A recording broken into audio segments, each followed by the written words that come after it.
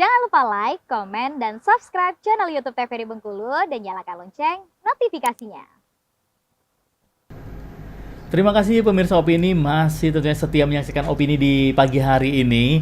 Ngobrol-ngobrol yang santai-santai dan kita akan menggali inspirasi juga dari narasumber kita untuk di pagi hari ini ya. Yang jelasnya untuk Anda pemirsa Opini di pagi hari ini kita himbau selalu untuk berhati-hati di jalan, baik itu kemanapun ya, baik itu jalan kaki atau juga berkendara. Kurangi rasa ego kita. Karena dari rasa ego itu juga yang akan mengakibatkan kita bisa jadi ribut-ributan di jalan, tidak fokus juga di jalan. Jadi kalau di jalan raya itu atau ketemu dengan orang banyak, santai-santai aja gitu. Kita kembali lagi bersama dengan ibu dosen kita, Ibu Anita, untuk membagi waktu sangat padat sekali. Weekend bersama dengan keluarga, di hari kerja mengajar dan juga organisasi. Otomatis, waduh, ini padat sekali jadwalnya. Nah, pernah kepikiran nggak mungkin untuk organisasinya Bu harus pensiun dini dulu bersama teman-teman di organisasinya? Ada pernah kepikiran itu nggak? Pernah. Mungkin sekarang lagi dijalanin ya kayak gitu ya. Saya meminimalisir komunitas atau bergabung sama organisasi yang kira-kira belum terlalu urgent lah, misalnya belum terlalu bisa saya maksimal lah di sana misalnya, karena kan kadang kalau kita udah gabung organisasi ya harus maksimal dong harusnya, betul. Agar bermanfaat buat organisasi tersebut. Akhirnya ya saya dengan meminimalisir ya saya pending dulu deh kalau ini nggak ada kaitannya sama pengajaran di kelas, misalnya tidak berkaitan dengan mata kuliah yang saya ampuh, saya nggak ambil dulu.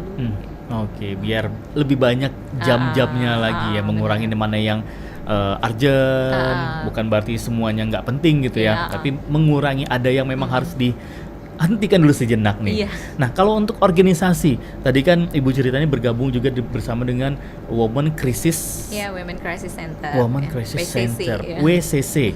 Oke, aktivitas di sana ngapain aja nih? Itu sebenarnya beberapa tahun yang lalu, cuma sekarang kan ada satu unit di kampus itu yang juga bergerak di bidang yang sama. Akhirnya saya jadi salah satu member lah di sana. Kayak gitu. Oke, berarti ini bisa dikatakan yang sebelumnya terbuka untuk publik akhirnya masuk ke kampus gitu. Iya, sekarang udah ada di kampus. Setiap kampus PTKIN itu pasti ada pusat gender, kajian gendernya kayak gitu, pusat gender studies-nya. Dan di sana saya sejauh ini sih saya hanya sebagai peneliti ya. Makanya saya bilang untuk tahun ini saya meneliti di bidang isu gender, dan saya berharap nanti di S3 saya juga bisa meneliti bidang yang sama kayak gitu. Oke.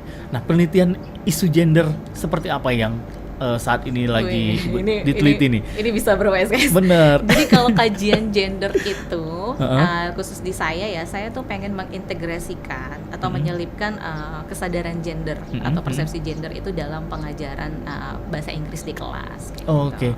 Nah, memangnya selama ini terjadi gimana, Bu? Apakah ada kesetaraan antara laki-laki dan perempuan di dalam kelas? Ada ketimpangan, atau ketimpangan?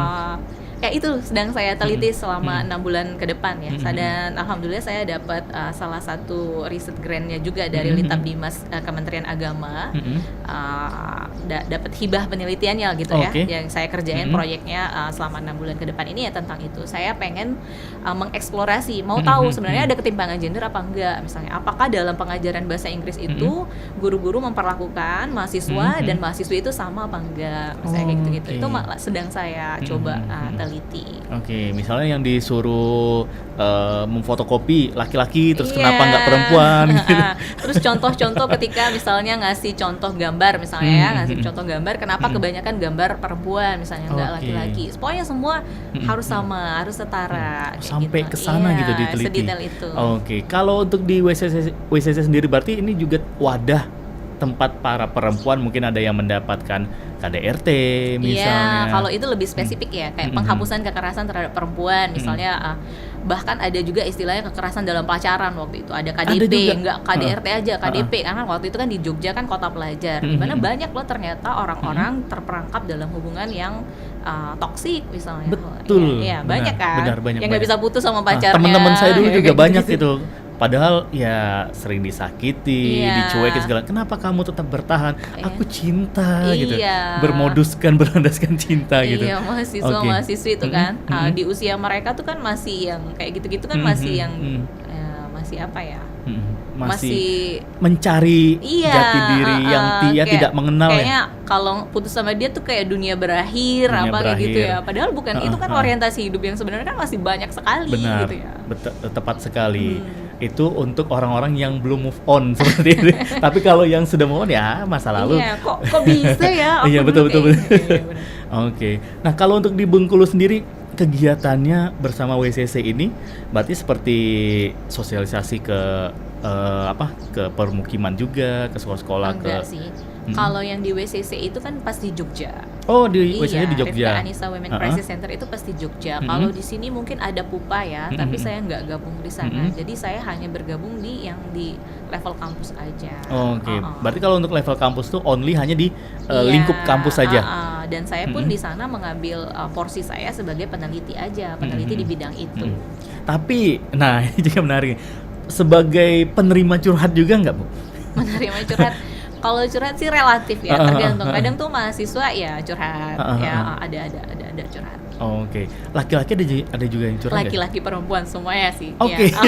Nah, kalau laki-laki, kalau perempuan kan sudah jelas ya, mungkin ada yang diputusin pacar. Kalau dari segi hubungan pertemanan, kalau atau juga ada yang sama keluarga, seperti kayak ya. Hubungan orang tuanya nggak akur antara anak. Kalau cowok biasanya apa yang mereka curhatkan? Ada banyak variannya juga ya. Kalau cowok ini biasanya yang kayak yang kemarin ya, saya tuh lumayan terenyuh misalnya dia saya itu bayar UKT-nya susah sekali, Bu. Misalnya orang tua saya itu di kampung kuli panggul sawit misalnya kayak gitu-gitu. Saya kadang harus UKT ini kayak UKT-nya belum pada waktunya itu apa sih istilahnya, saya lupa. UKT singkatan dari uang kuliahnya itu nggak, SPP-nya nggak dibayar tepat pada waktunya itu loh, kayak telat. SPP-nya telat, akhirnya nggak bisa masuk kelas kayak gitu-gitu ada. Ya mahasiswa itu ya, apalagi kalau di UIN kan kebanyakan ya mereka ya banyak yang seperti itu yang kadang juga bikin kita sedih sih dengarnya yang cowok-cowok. Oke, berarti ternyata di balik para lelaki yang tegar ini yang dipandang sebagai sosok manusia kuat gitu, ternyata curhatan mereka ada bullying juga yang dia ngerasa Bu saya ini karena sendirian cowok di kelas kan, karena bahasa Inggris itu kebanyakan dominasinya perempuan ya yang jadi guru. Iya. Untuk guru-guru itu apalagi misalnya PAUD, pokoknya di bawah tarbiyah yang mau jadi guru tuh kebanyakan perempuan. Sementara kalau yang cowok-cowok tuh lebih ke Fuad atau yang dakwah misalnya. Kalau di umum tuh kan di teknik tuh banyak cowok. Tapi kalau untuk guru kan banyak kan perempuan. Jadi saya ngerasa inferior nih mem, kayaknya banyak dibully. Ih kamu kok cowok ngambil jurusan guru sih, kamu ini ya kayak gitu-gitu ada. Ada mahasiswa. Padahal kan dari dulu juga itu sudah bukan hal yang tabu lagi kan. Guru kita juga banyak yang cowok-cowok gitu. Bener. Nah, cara Ibu nih Bu untuk menjelaskan kepada mahasiswa ini, karena kan juga terkait di prodi atau jurusan yang Ibu ajar ini ya, laki-laki yang bahasa Inggris di FKIP lah atau tarbiyah ini, untuk menjelaskan ke mereka ini. Yang saya bilang nggak apa-apa, kamu lihat profesor kebanyakan cowok apa cewek, banyak cowok kan. Jadi sebenarnya starting pointnya ya nggak jadi soal ya kamu ngambil jurusan guru bahasa Inggris itu kamu cowok atau laki-laki atau perempuan gitu istilahnya, tapi kan ya tergantung kompetisi sekarang ya. Iya, buktinya pas jadi profesornya kenapa kebanyakan cowok? Berarti sebenarnya kan cowok-cowok ini walaupun di awalnya sedikit tapi pas di level topnya, di level tingginya mereka lebih mendominasi. Profesor kebanyakan cowok kan? Betul. Lebih menonjol, mungkin juga dari segi persaingannya juga kali ya.